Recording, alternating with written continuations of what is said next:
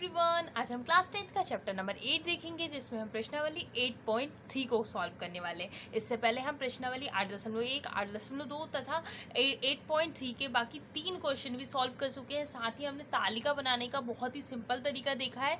अब वापस से हम क्वेश्चन नंबर 4 पर आते हैं। तो क्वेश्चन नंबर 4 क्या है? देखो, क्वेश्चन नंबर 4 पर बढ़ने से पहले मैंने ना सारे फॉर्मूले जो हमें क्वेश्चन नंबर 4 में लगने वाले वो मैंने यहाँ लिखे हुए हैं। ठीक है, अब क्वेश्चन नंबर 4 पर बढ़ते हैं। तो क्वेश्चन नंबर 4 क्या है? निम्नलिखित समीकरण सिद्ध कीजिए जहां वे कोण जिनके लिए गए व्यंजक परिभाषित है न्यून कोण है।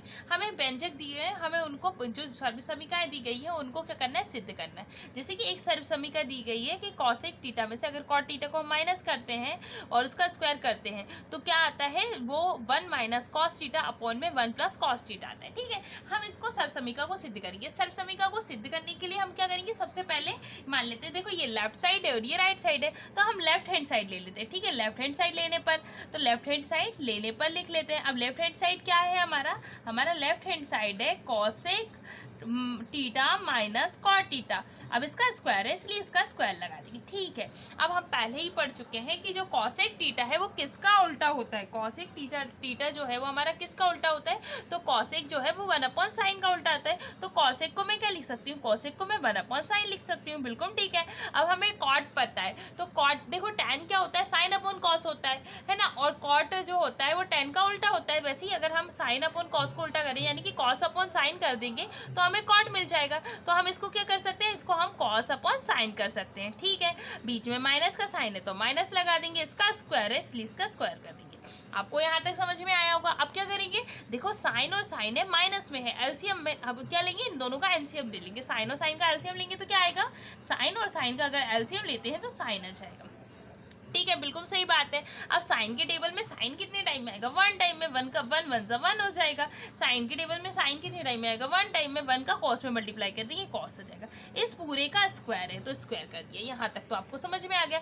अगर देखो स्क्वायर पूरे पे है मतलब 1 माइनस कॉस पर भी स्क्वायर है, साइन पर भी स्क्वायर है, तो इसको अलग अलग लिख लेते हैं। ठीक है, हम एक बार 1 माइनस कॉस पर स्क्वायर कर लेते हैं और एक बार साइन पर स्क्वायर कर लेते हैं। बहुत ही सिंपल बात होगी। ठीक है, अब 1 माइनस कॉस के स्क्वायर को हम ऐसा भी देखो, 1 माइनस कॉस का स्क्वायर को हम क्या लिख सकते हैं?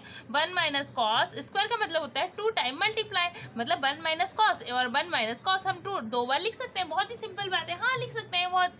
ठीक है, अब साइन का स्क्वायर है। अब साइन का स्क्वायर हमें पता है क्या होता है? देखो कॉस स्क्वायर और साइन स्क्वायर को प्लस करते हैं तो हमें 1 मिलता है। ठीक है, अब साइन स्क्वायर अकेला चाहिए तो कॉस स्क्वायर प्लस का इस साइड जाएगा तो माइनस का हो जाएगा। तो साइन स्क्वायर को मैं क्या लिख सकती हूँ? 1 माइनस कॉस स्क्वायर लिख सकती हूँ। बोलो हाँ। ठीक है, ये तो बहुत सिंपल सी बात होगी। अब देखो 1 माइनस कॉस का स्क्वायर, इसको देखिए कुछ याद आ रहा है? अगर मैं 1 का स्क्वायर कर दूँ तो क्या होगा?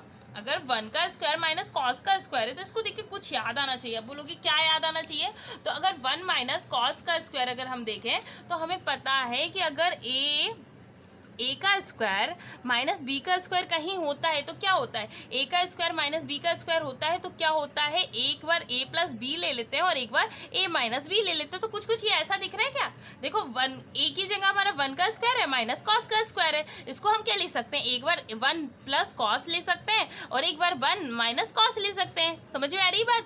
ये देखो, एक बार ए का स्क्वायर माइनस बी का स्क्वायर होता है तो एक बार ए प्लस बी ले लेते हैं और एक बार ए माइनस बी ले लेते हैं। वैसे ही हमारा ए मतलब 1 का स्क्वायर है और कॉस का स्क्वायर है तो एक बार ए प्लस मतलब कि 1 प्लस कॉस ले सकते हैं और एक बार 1 माइनस कॉस ले सकते हैं। आप बोलोगे 1 का स्क्वायर तो दिया ही नहीं था, आपने तो खुद ने लिख दिया। तो आप बताओ 1 का स्क्वायर कितना होता है? 1। 1 का क्यूब कितना होता है? 1। तो हम इसको 1 का स्क्वायर लिखे तो कोई दिक्कत थोड़ी ना। 1 का स्क्वायर तो क्या होता है? 1 ही होता है। सिंपल बात है। ठीक है, हमें क्या दिया? 1। अब हम यहाँ तक तो कर चुके 1।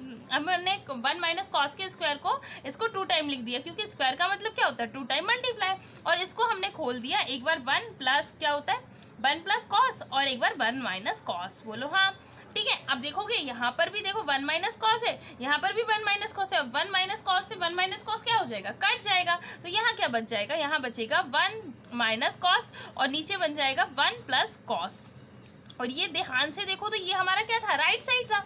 तो हमारा क्या मतलब हो गया? लेफ्ट हैंड साइड जो है वो इक्वल है राइट हैंड साइड के। लेफ्ट हैंड साइड जो है वो राइट हैंड साइड के इक्वल है। एक बार फिर से देखोगे, देखो यहाँ पर 1 माइनस कॉस थीटा और 1 माइनस कॉस थीटा, तो हमने इसको ऐसा लिख लिया। अब हमें पता है 1 का स्क्वायर हो मतलब a का स्क्वायर माइनस b का स्क्वायर होता है, तो एक बार a प्लस बी और a माइनस बी के फॉर्म में आ जाता है, वैसे हमने यहाँ पे लिख दिया।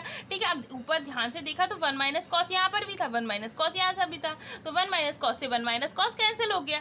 अब बचा क्या हमारा 1 माइनस कॉस, अपॉन में क्या बचा 1 प्लस कॉस, और ये हमारा राइट साइड था, तो लेफ्ट साइड जो है वो राइट साइड के बराबर हो गया। तो यही तो हमें सिद्ध करना था, जो हमने कर लिया। अब क्वेश्चन नंबर 2 पर आते हैं। क्वेश्चन नंबर 2 क्या है, चलो देखिए क्वेश्चन नंबर 2 पर आते हैं। क्वेश्चन नंबर 2 है क्या, कॉस ए, अगर आपको दिख रहा होगा। ठीक है, क्वेश्चन नंबर 2 क्या है हमारा, कॉस ए।